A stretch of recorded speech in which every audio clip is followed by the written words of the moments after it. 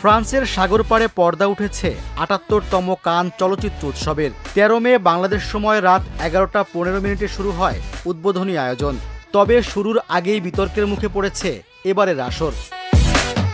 কান চলচ্চিত্র উৎসবে ফ্যাশনে কে কার চেয়ে এগিয়ে থাকবেন এ নিয়ে তারকাদের মাঝে রীতিমতো প্রতিযোগিতা চলে।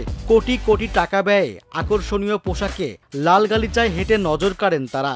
কেউ কেউ তো আবার স্বচ্ছ পোশাকে হাজির হয়ে সমালোচনার জন্ম দেন। ২৪টি সিঁড়ি এবং ৬০ মিটার দীর্ঘ লাল গালিচায় হাঁটার জন্য সারা বছর অপেক্ষা করেন তারকারা। তবে এবার চাইলেই ইচ্ছামতো পোশাক পরে হাঁটতে পারবেন না তারা। কান চলচ্চিত্র উৎসবের এবারের আসরে অতিথিদের জন্য একটি নির্দেশিকা প্রকাশ করেছে উৎসব কমিটি। সেখানে বলা হয়েছে, উৎসবে নগ্ন পোশাকে প্রবেশ করা যাবে না, পাশাপাশি লাল গালিচায় অতিরিক্ত লম্বা পোশাক পরেও হাঁটা যাবে না। এমন সিদ্ধান্ত বিতর্কের জন্ম দিলেও এর ব্যাখ্যা দিয়েছে কান কর্তৃপক্ষ। উৎসব কর্মকর্তাদের দাবি, এই ধরনের পোশাক পরলে তা কর্তব্যরত কর্মীদের ভিড় সামলাতে বাধা সৃষ্টি করে।